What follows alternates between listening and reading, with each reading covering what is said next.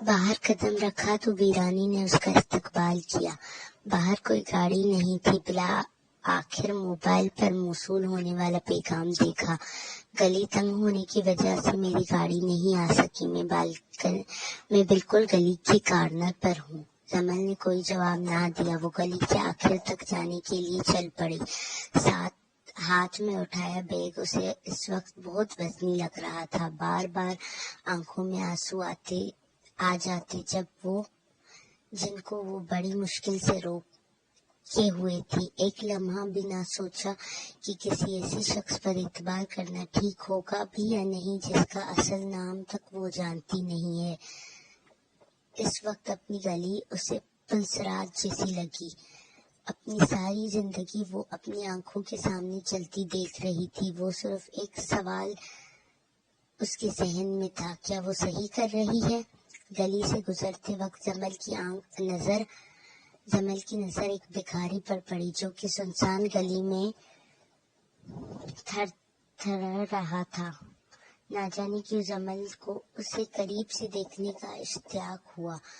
जमल ने 2-3 कदम उस भिखारी की तरफ बढ़ाए जो मालूम हुआ कि वो भिखारी अकेला नहीं था बल्कि उसके साथ उसकी 6-7 साला बेटी भी थी जो कि दुनिया भर का सुकून चेहरे पर समेटे एक गंदी सी चादर में इर्द गिर्द से बेखबर मजे से सो रही थी। जमल न जाने कितनी देर उन दोनों को देखती रही। उसे वो वक्त याद आया जब वो एक मर्तबा बीमार हुई तो रफीक साहब रात के 2:30 बजे उसे लिए सड़कों पर फिरे थे। उसे वो वक्त भी याद आया जब वो सीढ़ियों से गिरी थी तो उसके जख्म देखकर रफीक साहब की आंखें भी आंसुओं से भर गई थी। आंखें तो जमल की भी बरसना शुरू हो गई थी।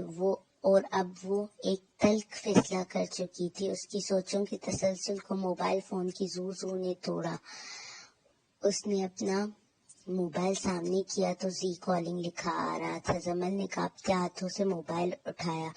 चंदा, तुम कहाँ हो? मैं इंतजार कर रहा हूँ। दूसरी जानब जी की परेशान आवाज सुनाई दी। जी बमुश्किल बोल पाई। जी मैं जमल, तुम ठीक तो हो ना? और क्या गली में हो? मैं आऊं?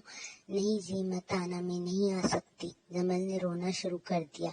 दूसरी जानब खामोशी ही रही। जी मुझे बाबा की मोहब्बत ने रोक लिया।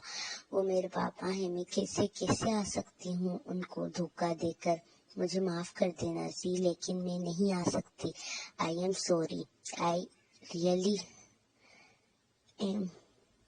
दूसरी जानब अब भी खामोशी ही थी। जी हाँ, कुछ कहोगे नहीं? क्या ये तुम्हारा आखिरी फैसला है? हाँ। जमल रो दी। फिर रो मत प्लीज, मुझे तकलीफ होती है। मैं दुआ करूंगा कि तुम जिसके साथ भी रहो खुश रहो। जी की आवाज भीगी हुई थी। जमल को लगा जैसे वो भी रो रहा था। वो मुश्किल कह पाई, अल्लाह हाफिज, अल्लाह हाफिज। जमल ने फोन बंद किया। उसमें से सिम और मेमोरी कार्ड निकाल कर तोड़ा और मोबाइल उस भिखारी की झोली में डाल दिया और खाली जहन लिए वापस पलट आई। अपने घर में दाखिल होते हुए उसे लगा जैसे पहली मर्तबा वहां कदम रख रही हो। अंदर आकर बाहर का दरवाजा बंद किया। हुमायूं को उसके कमरे में देखा और अपने कमरे में आ गई। आहिस्ता आहिस्ता कदम उठाती वो अलमारी के पास आई। उसमें बैग रखा। वॉशरूम से वुजू करके आई और जाए नमाज बिछा लिया। उस पर खड़े और नमाज पढ़ते हुए जमल को एहसास हुआ कि वो जिंदगी में पहली बार नमाज पढ़ रही है। जैसे उसकी जिंदगी शुरू ही अब है, जैसे पहले जिंदगी एक शराब थी। जमल को अपनी सारी जिंदगी कभी नमाज पढ़ते रोना नहीं आया था, ना ही कभी दुआ के दौरान आंसू उसकी आंखों से छलके थे। लेकिन वो इसकी पहली नमाज थी जिसमें आंसुओं से उसकी आंखें खुश ना हुई। वो पहली नमाज थी जिसमें वो हिचकियों से रोए और वो पहली दफा था जब दुआ मांगते हुए जमल के आंसू बराबर के शरीक थे। अल्लाह अल्लाह मुझे सुकून दे दे प्लीज। अल्लाह मैं नहीं जानती मैंने जो किया जो मैं अभी कर आई हूँ वो ठीक था या नहीं। मैं नहीं जानती वो भिखारी, उसकी बेटी, वो सब आपकी तरफ से कोई इशारा था या मैं नहीं जानती कि मैंने आज ही उसको वहाँ क्यों देखा। अल्लाह मुझे सुकून दे दे, मेरे अंदर बरपा तूफान को थमा दे। जमल की हिचकियाँ दुआ में रुकावट बन रही थी, लेकिन उस वक्त वो अल्लाह के नजदीक पसंदीदा दुआ के तरीकों में से एक अपनाए हुए थी। अल्लाह मुझे उस गुनाह के लिए माफ कर दी जिसका मैंने इरादा किया था। अल्लाह मेरा पर्दा रखिएगा। अल्लाह सी की मोहब्बत को मेरे दिल से निकाल दे। अल्लाह प्लीज मुझसे ऐसे नहीं जिया जाएगा, मुझे सुकून दे दे। और इसी तरह आंसू बहाते हुए वो सजदे की हालत में सो गए। अगली शाम तहरीम और रफीक साहब आए तो जमल को बुखार में तपता हुआ पाया। तहरीम तो सही मायनों में परेशान हो गई। जमल को हॉस्पिटल में दाखिल करना पड़ा। 3 दिनों के बाद उसकी हालत कुछ संभली। इतने में सबूर शाह और उनके घर वालों की तरफ से भी रिश्ता मंजूर हो गया। उन्होंने इतवार की शाम को रफीक साहब को अपने घर खाने पर बुला लिया। जमल इन सब के दौरान खामोश सामे का किरदार अदा करती रही। शायद उसे सुकून मिल ही गया था। तहरीम ने उस खामोशी को उसकी जिंदगी में आने वाली तब्दीली समझा और उनको उम्मीद थी कि जमल शादी के बाद ठीक हो जाएगी। उस वक्त वो सब लोग सबूर शाह के घर खाने पर मदऊ थे। तहरीम जारून के बिल्कुल सामने थी और रफीक साहब उसके पास बैठे हुए थे। तहरीम को जारून बहुत पसंद आया था। वो चेहरे पर मुस्कुराहट सजाए रफीक साहब की किसी बात का जवाब दे रहा था जब जारा बोली, हम इतनी लेट आप लोगों को आगाह करने पर माजरत ख्वाह हैं। दरअसल पिछले हफ्ते जारून का एक्सीडेंट हो गया था। जैसे ही इसकी हालत बेहतर हुई हमने आपसे राब्ता किया। इतने में रफीक साहब बोले, नहीं माजरत वाली तो कोई बात नहीं है, इस तरह के कामों में देर सवेर तो हो ही जाती है। जारून बेटा अब आपकी तबीयत कैसी है? तहरीम ने जारून को मुखातिब करते हुए पूछा। अल्लाह का शुक्र है पहले से बेहतर है, बस टांग में वफके से दर्द होता है, लेकिन परेशानी वाली कोई बात नहीं। जारून ने सुलझे हुए लहजे में जवाब दिया। अब जमल की तबीयत कैसी है तहरीम? बुखार ठीक हुआ उसका? जारा ने तहरीम से पूछा।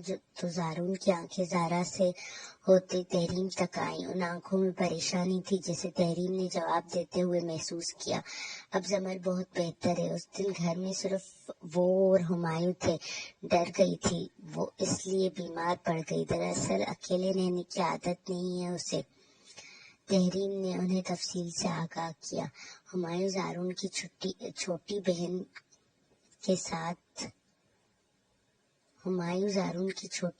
के साथ बातों में मसरूफ था। जारून की बहन का नाम हनाल था। वो मेडिकल के पहले साल में थी। भाई आप हुमायूं को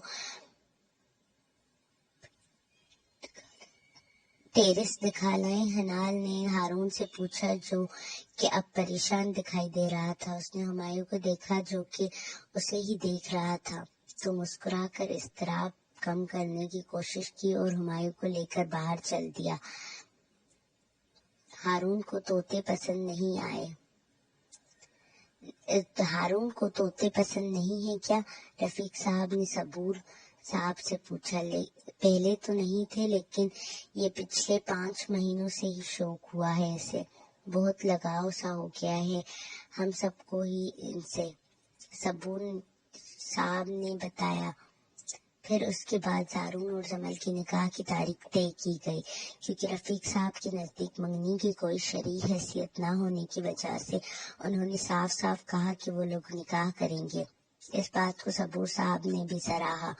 तय हुआ कि अगले हफ्ते दोनों का निकाह कर दिया जाए और फिर उसके 1 महीने के बाद रुखसती की तारीख भी तय कर दी गई। जब तहरीम घर आई तो वो मुतमईन थी कि उनकी बेटी बहुत अच्छे लोगों में ब्याह कर जा रही है। घर आकर वो सबसे पहले जमल के कमरे में गई। वो बेड पर बैठी डायरी लिख रही थी। उसके पास जाकर उसका माथा चूमा और अपने साथ लगा लिया। जमल को लगा कि शायद रिश्ते से इनकार हो गया है। उम्मीद की एक किरण सी जागी। मेरी जमल तो اب بس کچھ ہی ہفتوں کی مہمان ہے یہاں۔ جمل بیٹا میرا یقین کرو، وہ لوگ بہت اچھے ہیں، خاص طور پر زارون مجھے بہت پسند آیا ہے۔ دونوں طرف سے رضامندی کے بعد تمہارے بابا نے کہا کہ جلد شادی کرنی ہے تو وہ بھی بولے کہ کوئی اعتراض نہیں ہے۔ جمل چپی کا کلمہ پڑھے ان کے ساتھ لگی رہی۔ جمل اگلے ہفتے تمہارا نکاح ہے۔ جمل نے سر اٹھا کر تحریم کو دیکھا تو آنکھوں میں آنسو آ گئے۔ پھر اگلے مہینے کی 7 تاریخ کو رخصتی ہے۔ اب کی بار جمل باقاعدہ ان سے لپٹ کر رونا شروع ہو گئی۔ تحریم نے بمشکل اسے چپ کروایا۔ آپ آج یہاں میرے پاس سو جائیں ماما پلیز، میں کپڑے بدل کر آتی ہوں۔ وہ جب چلی گئی تو جمل نے ڈائری دراز میں رکھ دی اور سر پیچھے ٹکا کر آنکھیں موند لی۔ اللہ مجھے دل سے اس رشتے کو قبول کرنے کی ہمت اور توفیق عطا کرتے، آمین۔ دل ہی دل میں وہ یہ دعا کرتی کب سو گئی اسے پتہ ہی نہیں چلا۔ نکاح کا فنکشن ایک میرج ہال میں ترتیب دیا گیا تھا۔ لڑکے والوں کی طرف سے تو بہت سارے مہمان تھے، لیکن لڑکی والوں کی طرف سے صرف جمل کے گھر والے اور جمل کے ایک ماموں تھے۔ جمل برائڈل روم میں لمبی سی آف وائٹ کام والے بڑے گھیرے والی میکسی میں نہایت ہی خوبصورت لگ رہی تھی۔ آج سے پہلے اتنا میک اپ نہ کرنے کی وجہ سے بھی اس کے حسن میں بہت نکھار آیا تھا، لیکن اس کا دل اتنا ہی ویران تھا، اور یہی ویرانی آنکھوں سے جھلکتی ہوئی اس کے چہرے کو مزید دلکش بنا رہی تھی۔ نکاح کے وقت جمل کو لگا اس کا دل بند ہو جائے گا، لیکن جب اس نے قبول ہے کہا تو کچھ نہ ہوا۔ دستخط کرتے وقت جمل کے ہاتھ کانپ رہے تھے، لیکن دستخط بھی ہو گئے۔ اب سب لوگ ایک دوسرے کو مبارکباد دے رہے تھے۔ کسی نے جمل کو گلے لگایا تو کسی نے ماتھا چوما، لیکن وہ خالی ذہن لیے وہیں چپ چاپ بیٹھی رہی۔ آہستہ آہستہ سب لوگ باہر چلے گئے، کیونکہ مہمانوں کے لیے کھانے کا انتظام دیکھنا تھا، جبکہ حنال کمرے میں جمل کے پاس ہی رک گئی۔ جمل بھائی آج اتنے خوبصورت لگ رہے ہیں کہ حال میں آنے سے پہلے تک تو میں شور تھی کہ آج میرے بھائی سے زیادہ اچھی کسی کی پرسنالٹی نہیں ہوگی، لیکن آپ کو دیکھنے کے بعد تو مجھ پر عیاں ہوا کہ بھائی تو حسن میں پیچھے رہ گئے آپ سے۔ حنال کی باتوں پر جمل بے اختیار مسکرا دی۔ واللہ آپ مسکراتے ہوئے بہت خوبصورت لگتی ہیں، اسی طرح مسکراتی رہا کریں۔ جمل کو سمجھ نہ آئے کہ وہ اب کیا کہے تو بولی شکریہ۔ پتہ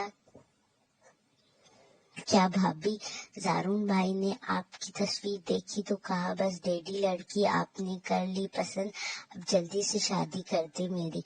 آپ کے بابا نہ کہتے تو ڈیڈی نے جلدی شادی کا کہہ دینا تھا۔ اور دیکھو تو بھائی کو مجھے تصویر نہیں دکھائی تھی، بولا کہ براہ راست دیکھ لینا۔ جمل کی مسکراہٹ یکدم مانند پڑ گئی۔ اور دیکھیں اب مجھے کہہ رہے ہیں کہ کمرے سے باہر آؤں؟ حنال نے منہ پھلا کر کہا کیوں؟ جمل نے بمشکل آواز نکالی۔ اتنے میں دروازے پر دستک ہوئی۔ جمل سیدھا ہو کر بیٹھ گئی، جبکہ حنال آنکھوں میں شرارت لیے دروازے کی طرف بڑھائی۔ کون ہے؟ حنال نے سنجیدہ ہوتے ہوئے پوچھا۔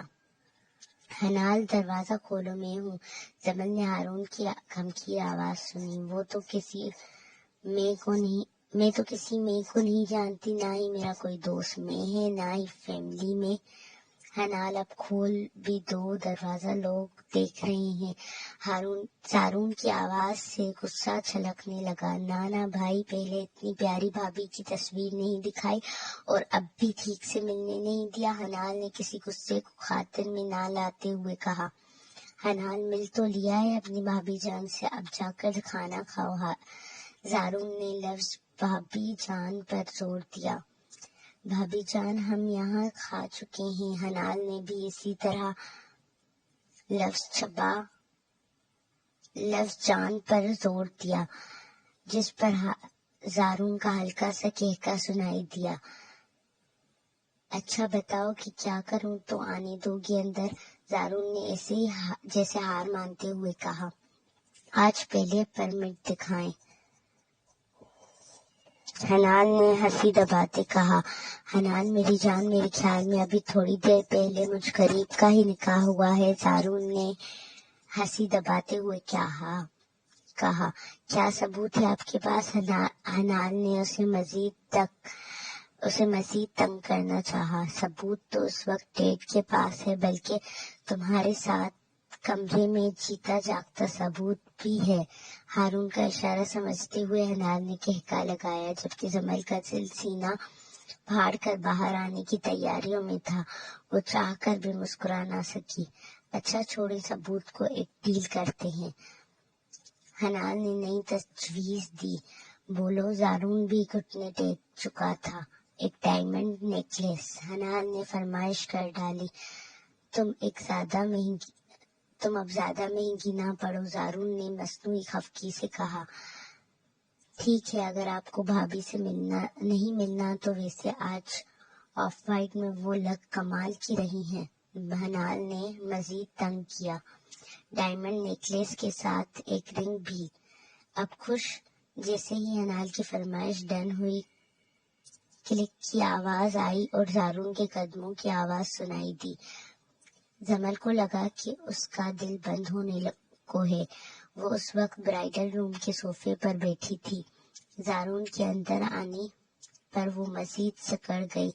जारून ने आंख के कोने से मंजर देखा और महजूज हुआ।